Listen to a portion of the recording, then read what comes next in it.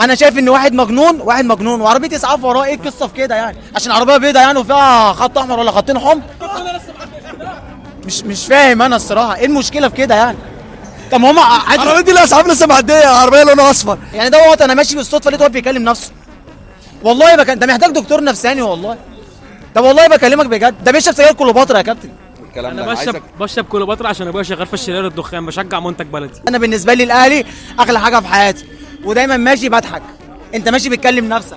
احنا بقى بالنسبه لنا كجمهور زمالك متحضر، انديه الدوري المصري كلها ما عدا الاهلي فوق دماغنا. انا شايف ان واحد مجنون وعربيه اسعاف وراه. ايه القصه في كده يعني؟ عشان عربيه بيضه يعني وفيها خط احمر ولا خطين حمر؟ ايه يعني؟ مش فاهم انا يعني. بامانه مش مقصوده. بامانه مش مقصوده. مش فاهم انا الصراحه ايه المشكله في كده يعني. طب ما هم العربيه دي الاسعاف لسه معديه، عربيه لونها اصفر. طب ما هو العربيه لسه معديه. يبقى عشان جمهور سان داونز صح؟ لا لا لا لا. مجانين. بص